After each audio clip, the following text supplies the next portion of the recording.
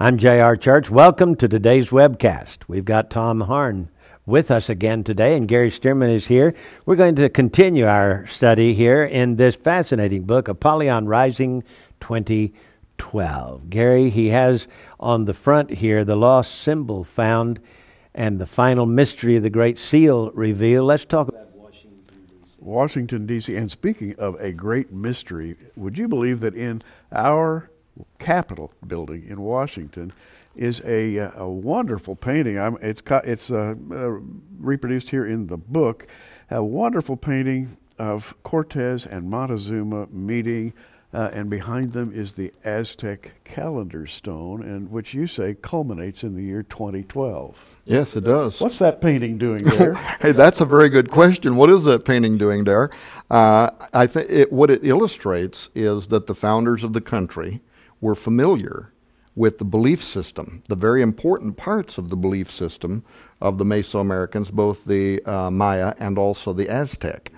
And of all of the things that could have been painted, when you think about the frieze of American history, think about the thousands of momentous times in the founding of this country that could have celebrated great early Americans.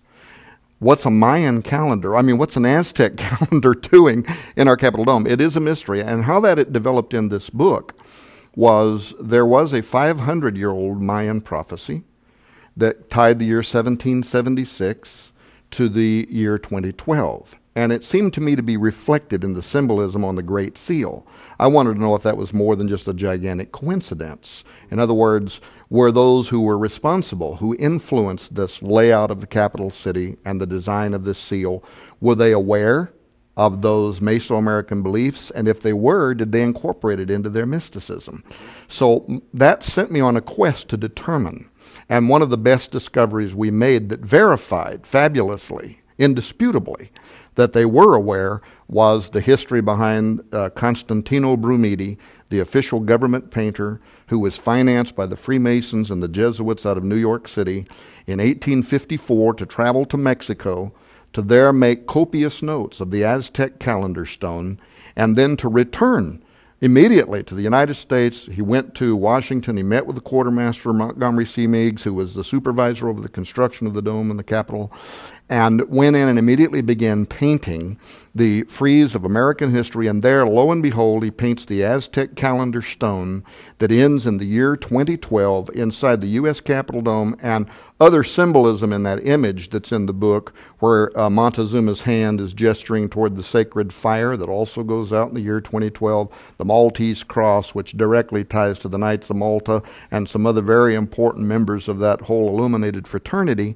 that was communicating very clearly in these symbols. Now you're saying, if I hear you correctly, that there is an esoteric group of thinkers out there who are attaching great importance to 2012. Even to the point that they're almost building a religion around 2012. Certainly, and you know, to go back even a little bit more, and during the American Revolution, it is not doubted today by most great scholarship that the country's ideas were somewhat being founded upon people who were adepts of Francis Bacon's Rosicrucian dream that we were now building the new Atlantis. This was not just going to be, a promoter of democracy or whatever, but that ultimately it was going to become the new Atlantis, which is the return of the Golden Age, which is prophesied upon the Great Seal. This is one part, by the way, and why it's in the U.S. Capitol Dome is important because it connects to these other esoteric constructs that are used for the incarnating or fulfilling of that prophecy. And hence your title, Apollyon Rising 2012. That's right. Ah. Yeah, fascinating book. I want you to get a copy of it. We'd be glad to send it out to you. Just call the phone number at the bottom of your screen. It's $15.95 plus shipping and handling. That's 1-800-475-1111. Get it from us today, will you? And your gift will help us to maintain this broadcast, both on the internet and also on our stations, our network of stations around the country. And we hope that you will get it. It's a fascinating read, Apollyon Rising 2012. In particular, Apollyon here is out of the book of Revelation. Can you just sort of touch on that for a minute? Yes, the Apollyon is the destroyer demon.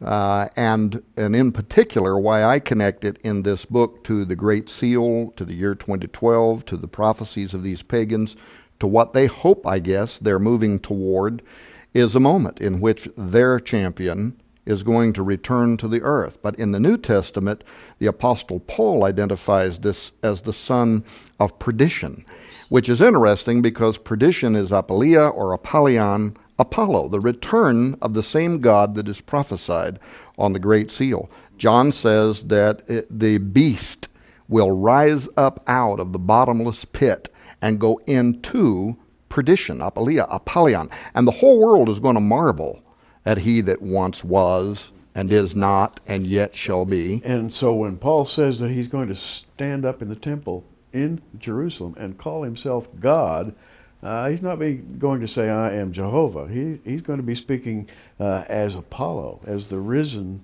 Apollo. He may not give that away, but that's what he really is. That's what he really is. And from the moment that Lucifer said, I will exalt my throne above the throne of God, or the stars of God, it is that spirit that is operating. He is the son of that spirit. He is the son of Satan.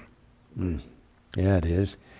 A lot of stuff in this book, 350 pages approximately. We hope you'll get it from us.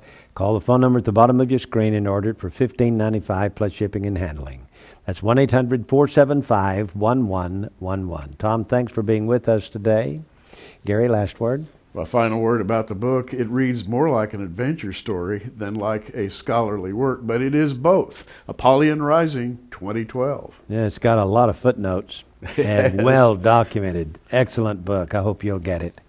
I'm J.R. Church with our guest Tom Horn and Gary Stearman. Thanks for being with us today. We'll see you again tomorrow. Have a great day.